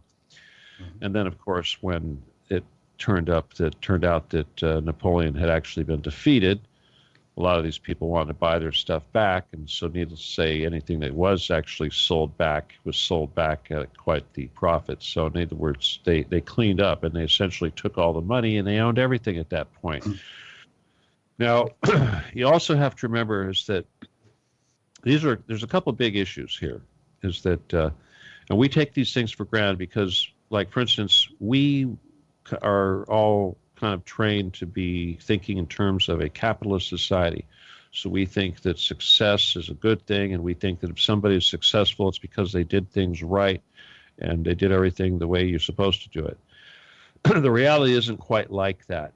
Obviously, when the Rothschilds tricked the entire country of Britain into thinking that Napoleon had defeated Britain, and they subsequently went and looted the country. Personally, I don't understand how they weren't strung up and gutted in the streets after that and the money returned. I don't get that at all. I think I can explain that. Okay. briefly is that it's the usury thing, right? Which is which is wrong. And all this is because essentially the Rothschilds then they were the purse holders. If you're a king, from whenever in history, you don't carry around your purse with you, right? All right. You have someone do about the Templars. What about the Templars? If that's the case, see, then what you've just suggested would have been a perfect opportunity for another Friday the 13th, where King Louis or whoever it was decided to execute and round up and execute all the Templars because they held the debt on the king. Yeah. Oh, you see, I mean that's very confusing. But obviously, all the Templars weren't killed because they were. They lived in Portugal. Well, and the Pope let them off a couple of years ago, didn't he? As well, he said, "Oh, I forgive all the Templars were scattered all over Europe." Okay, yeah, exactly. So, not every country rounded them up. A few of them were killed off just for appearance reasons. Well, no, actually, the ones in France were pretty much eliminated, and the ones in Spain were pretty eliminated. The only ones that were really were visible after that were the ones in Portugal. And Portugal's an interesting place. There's a lot going on with Portugal recently because the new Black Pope is Portuguese. That's interesting. Well, no, he's Brazilian. It's not. Oh, no, there's a new one. It's a new one. Yeah. Oh, he's called really? Jose something. I can't remember exactly, but there's a new one the end of last year, I think. Yeah, there's a new one. There was a picture of him on Wikipedia, but that got taken down after I looked at it, which is quite amusing. But there's a new one. But he's Portuguese. And there was also, around the same time, there was an article on Yahoo talking about how life, they said, the new DNA found of skeletons, it means that life didn't originate in Southern Africa. It originated in Western Africa. All right. Well, we don't want to get into that. That's about the Phoenicians, and that's Portugal. That's an interesting segue, but sorry, when hybridization and all that, I think that there's prototype humans, especially with the Celts, they seem to be kind of ancient, tracing back to Venus or whatever, and then you've got all these other hybridizations that happened after that. But it's all good. But anyway, back to the Rothschilds and all that. The usury. Yeah. Forget about the usury. Okay, I'm trying to get into the blood sacrifice. All right, this is the whole issue here is the blood sacrifice. Now, obviously, the Rothschilds were able to coordinate massive amounts of blood sacrifice and death through the processes involving war and starvation and the manipulation of food supplies. Certainly, Benjamin Disraeli raised havoc and caused many, many Irish to die by withholding, by basically taking all the food and selling it somewhere else. Horrible things like that. And withholding the relief supplies from getting into the country. It's horrible things. Obviously, we don't have to tell you the, ancestry of Benjamin Disraeli. Now, if you look in, again, as I said, the Masons and the secret societies became pretty entrenched and common in the Middle Ages and in the dark societies, or the Dark Ages, if you will. And we know that these things have continued up into the Renaissance, and certainly we know that they're very much pervasive today, and they've become stylish, and it's not so much of a conspiracy now to recognize that these things exist. Obviously, in popular culture, we're seeing the Illuminati and what have you celebrated. And if you do any research on the Illuminati, you'll see the connections to the Jesuits and the Jews and everything else, and yada, yada, yada. So basically, it's all the same thing again and again and again and again. But the if we let me see if I can fast forward to today. As I mentioned, they've got all the damn money, and when you've got all the damn money, you can create billionaires and millionaires very simply if you decide who's going to have it, and simply if you locate someone who's willing to do heinous crimes for you, those are the people that you allow to acquire the money. Certainly people like the Rockefellers and the Morgans and the Gettys would be people that would fall into this category. And people like the Rothschilds, of course, would fund characters like J.P. Morgan or Rockefellers or some entities of this nature. And ultimately, these characters would be able to essentially monopolize whatever particular industry or aspects of society that they chose to monopolize. And the country of the United States, of course, is completely monopolized and under the control of a vast array of negative entities that are all pretty much connected to the same negative force. And this can be seen in our pharmaceutical industry with the AMA and the medicine system and drug system and vaccine death system that was imposed upon us through the money of the Rockefellers. And obviously the Federal Reserve is a instrument of slavery that was foisted upon us by these very same entities that have been working to do this over and over for a period of hundreds of years since the very beginning of this country. So the issues that we're fighting against right now and the issues that are being used to try to destroy us are tactics and methods that have been in place and that we've been subject to now for many, many generations and hundreds of years. So it's only now that we have the internet and the ability to talk about these things and to basically say, hey, we're not all crazy, and yes, these motherfuckers are actually trying to kill us.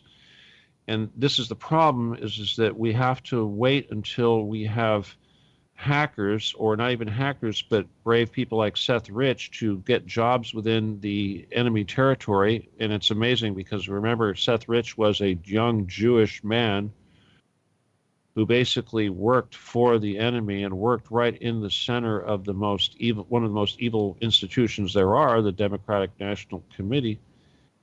And he had the integrity to take the evidence that he discovered of the horrible, horrible, evil things and to turn it over to equally brave, courageous people such as Julian Assange.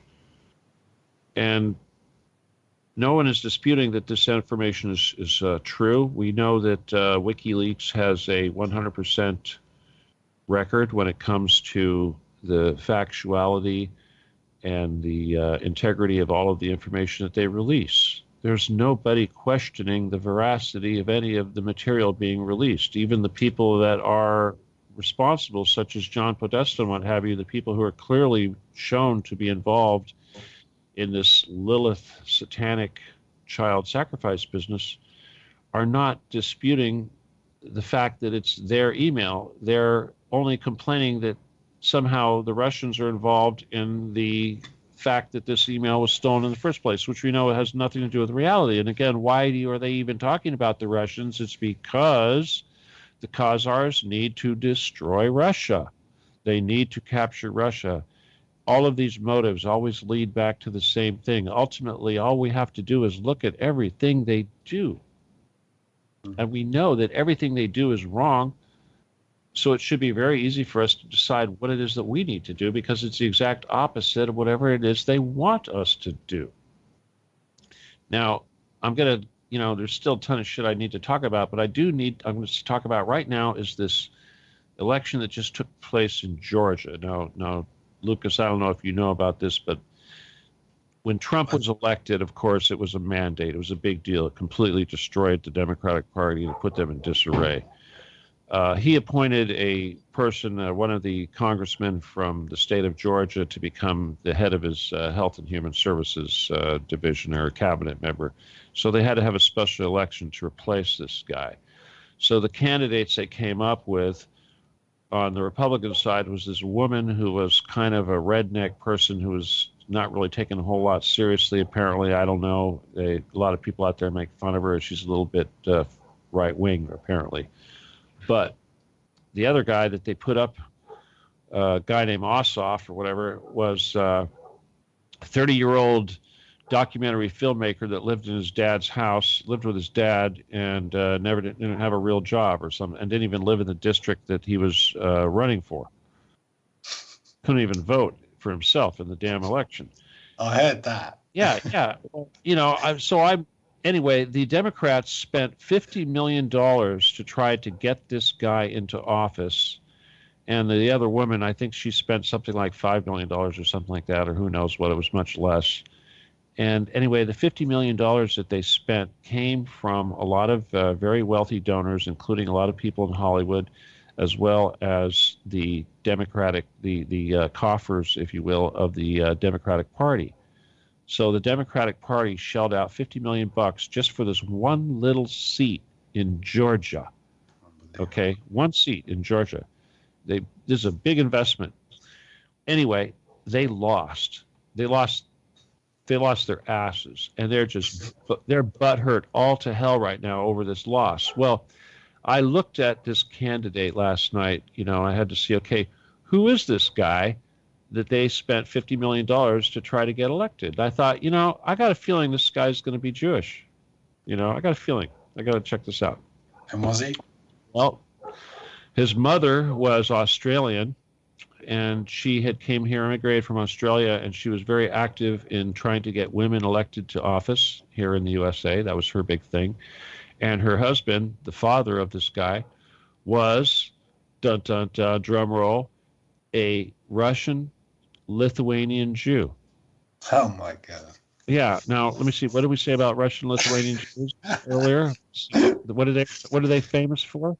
Unbelievable. Yeah, exactly. And this guy, his father, I'm not saying anything bad about him being Jewish. It's just that he just happens to be one from Lithuania, where they, spawned Bolshevism, which was responsible for killing, I don't know, 20, 40 million people. Just one of the little things. Anyway, yeah. So, and apparently the father was like a printer or something. Who knows? He probably printed subversive literature. Yeah. But the son lived with the father. Now, so being that the father is Jewish and the mother wasn't, that means that technically the son is not Jewish. However, he's being raised Jewish. He was being raised Jewish. So this is interesting. So it's like, what does that make him? That means it's like he's a cloak. He's cloaked, right? He's in disguise. Yeah. He's unless you track her family line and find out she's connected to the Jewish, she's a British Israelite, maybe.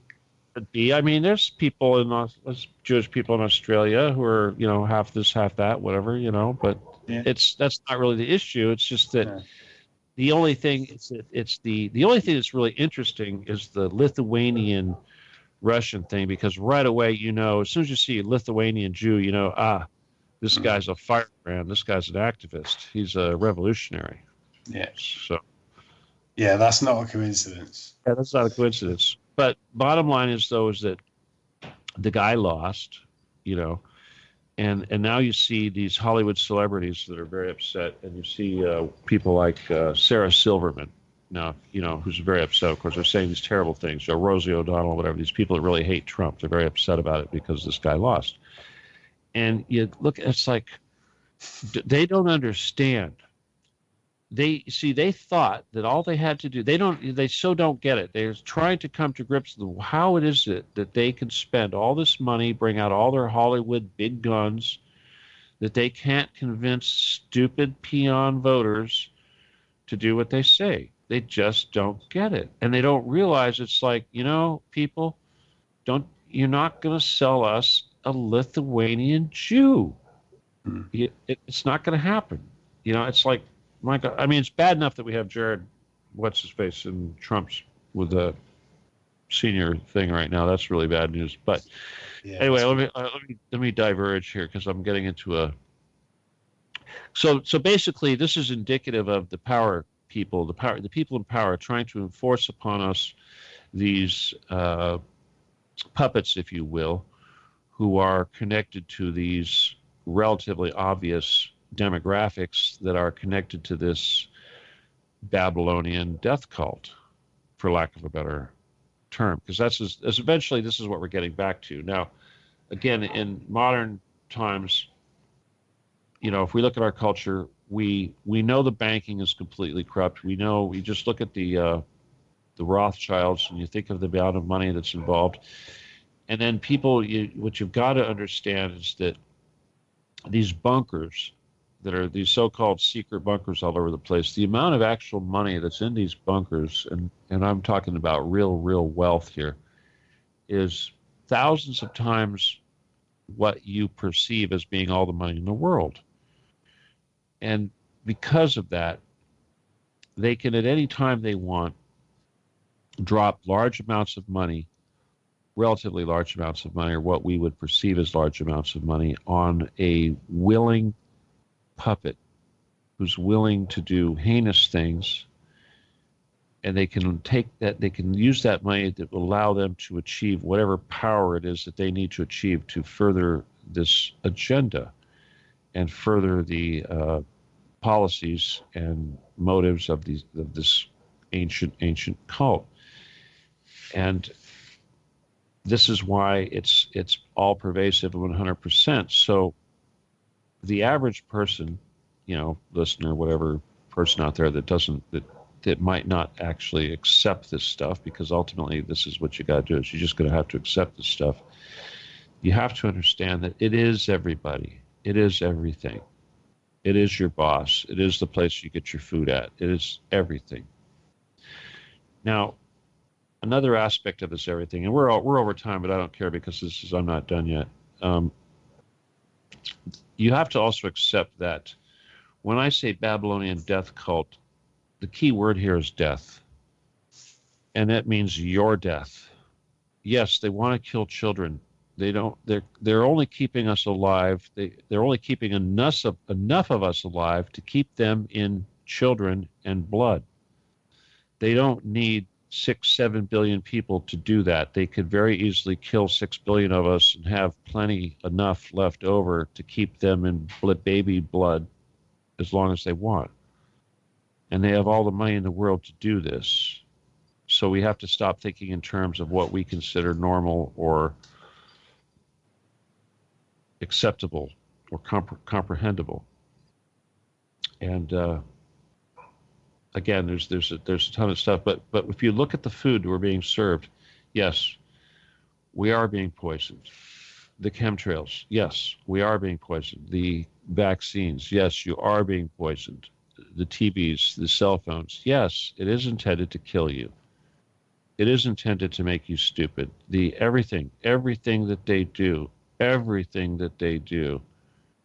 Let me say that one more time. Everything that they do. It's meant to kill you. Yep, you're right. All right. You're right. There's nothing benevolent. And something else I should mention, when they do a false flag, when they do an attack, when they do an event, there's always multiple motives and multiple agendas. Don't try to understand. You won't. They do these things purposely in a way to confuse you, because that's how they keep you in control, is they keep you confused. Mm-hmm. Don't look at the details. Don't get upset over the separate little ants or the trees in the forest. You've got to see the forest. And you've got to realize that, so many people, if I say this is satanic, right away they go, oh, pedophile, Catholic priest, baby raper, blah, blah, blah, go away. They think, they can't deal with that word. They can't deal with the concept. But they can deal with, reptile alien, or who knows what, Anunnaki, or some, people, it's the same damn thing. It's all the same thing. It's the same reality. It's sacrifice. It's all about whatever happens is a sacrifice to create, confusion. Well, confusion, isn't it? Negative human emotion. Yeah. Yeah, it's all about that.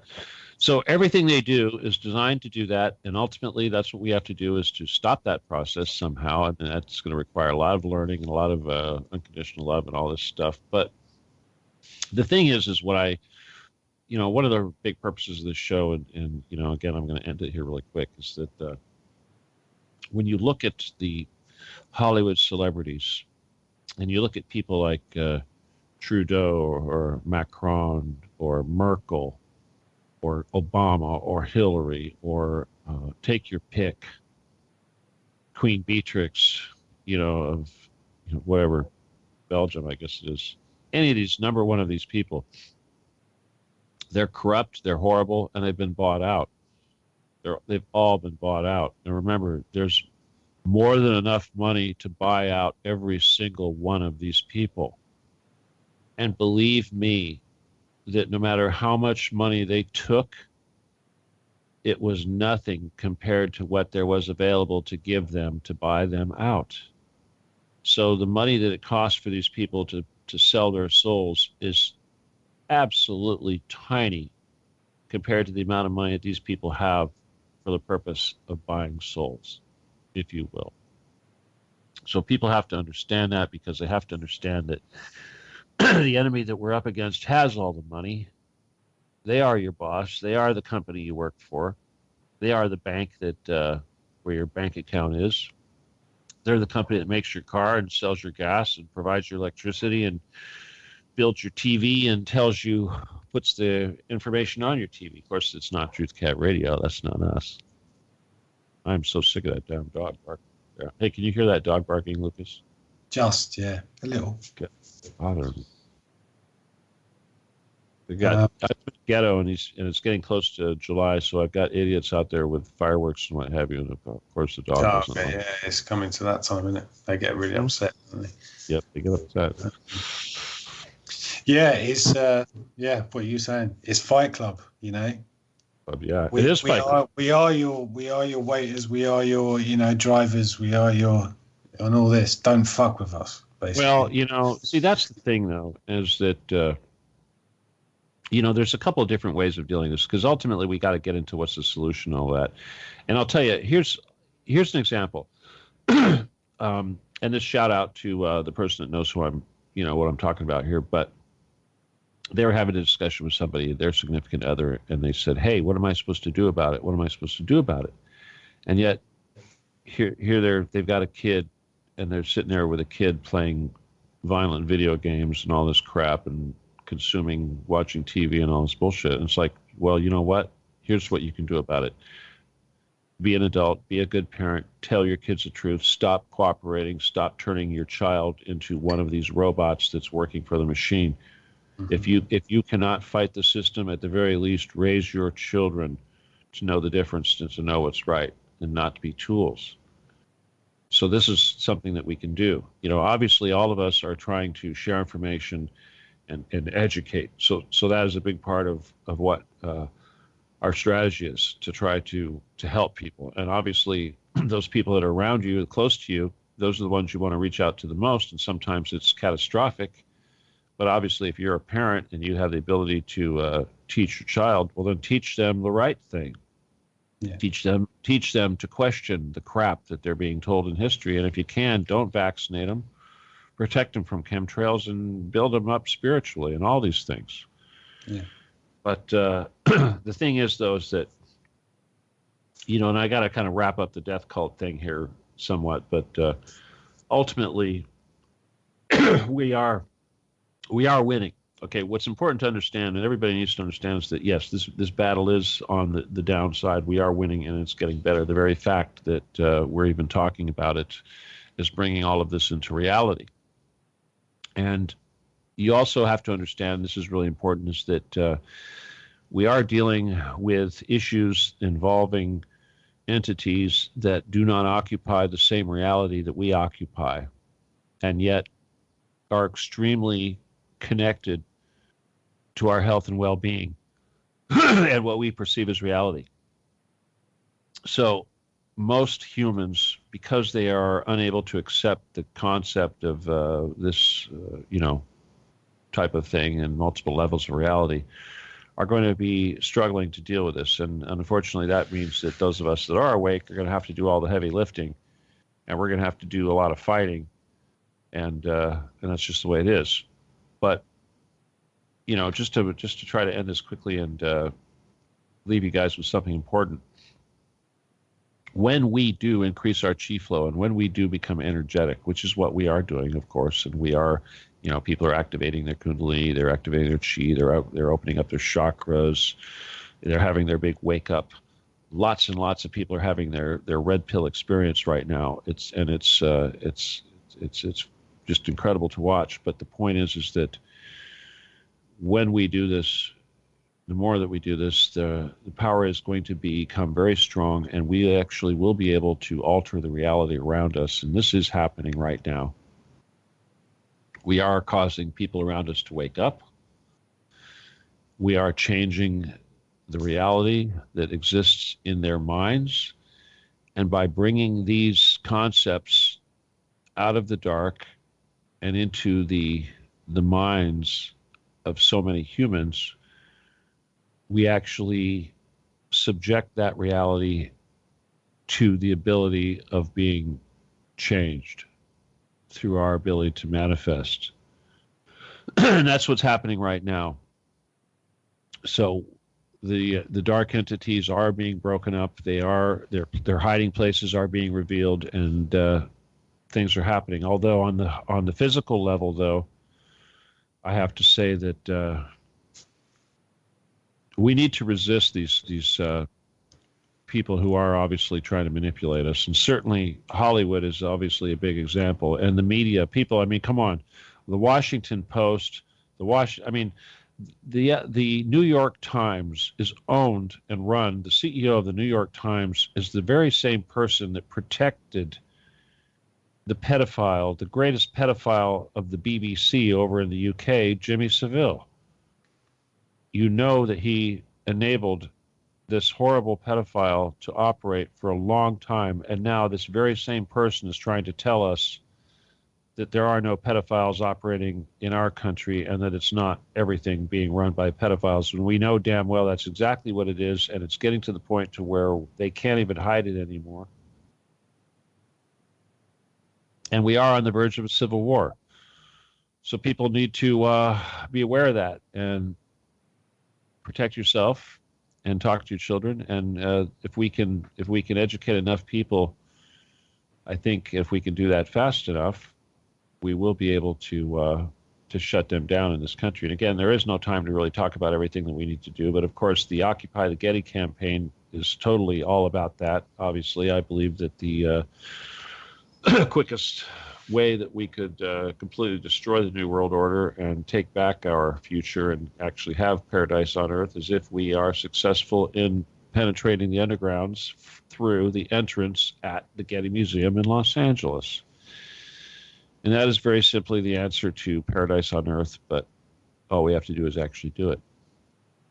And then we can crush the Babylonian death cult once and for all. Any final words, Lucas, before we end it? Maybe on just a slightly lighter note, but to do with the Getty. It's the reason why I wanted to just call in at some point. I wanted to ask, the latest on the Getty and what was happening there, because I just had a few ideas, like maybe for in publicity terms of it, trying to raise some funds to get like one of those little charter planes that has a sign dragging behind it. You know what I mean? And you just have written on it like 100,000 sex slaves on the Getty, and just fly it over LA towards the museum. I love it. Or a billboard, perhaps, huh? Yeah, or maybe a plane, one of the planes that writes in the sky with the clouds. It writes in the trails, like pictures and stuff. Fancy. We could scan the laser. We get really fancy. We'll just get a big laser and we'll scan. Well, yeah, you're the laser guy, so something like that. Draw like a big eye over the Getty, and then just have Getty and an arrow pointing. Well, I'll tell you, Lucas, if I had the money to do fun stuff like that, could you imagine how much trouble I could be? But certainly, hell, why not? I Well, guess if we, you know, it's just a suggestion. yeah. Maybe push to try and, I don't know, Well, hey, if you know crowdfunding for it or if something. you know anybody that has a plane that is capable of doing that, let me know, and we'll see if we can make a deal, huh? Oh God, I wish I did, because I'd love to do that, but That'd be something. Maybe a crowdfund thing. Just an idea. Yeah, let me just kind of go down the list and look at some of the places. Well, we got Vermont, Nevada, Sydney, Australia, Chicago, United Kingdom, Adelaide, Australia, blah, blah, blah. Oceanside, California. Shout out to Oceanside. Baytown, Texas, Montreal, San Diego, California, Ottawa, Kalispell, Montana. Anyway. All right, everybody. Welcome, everybody here. Oh, and again, shout out to everybody at Wolf Spirit Radio. Again, I want to thank you all for your patience being here. Yeah, Billboard, right. And I hope you guys enjoyed the show, even though I did my best to try to be somewhat cognate. And I'm afraid if I didn't really come up with any kind of answers at the end of the show, I hope you guys got the gist of where we're going with this. But Planned Parenthood, of course, I didn't get to mention. The abortion industry is certainly a major part of this entire baby killing concept. People don't see that. You really do need to see that. It's just one of those unpleasant realities. But all of these things need to be considered. Oh, I smell something burning. Did I just make a fire? No. Okay. And again, Lucas, thank you so much for dropping in. I'm going to let you go here because I'm going to say goodnight to everybody. But again, thanks for dropping in. All right. I'll talk to you soon. Yeah, thanks for having me on. All right. Take care. See you soon. Bye. Anyway. Oh, wow. I got to get up my music. Hang on. Let me cue up my music for the end of the show. Thank you so much for listening. This is the Steven D Kelley Show. And with that, I'm going to say good night. God bless. Adios.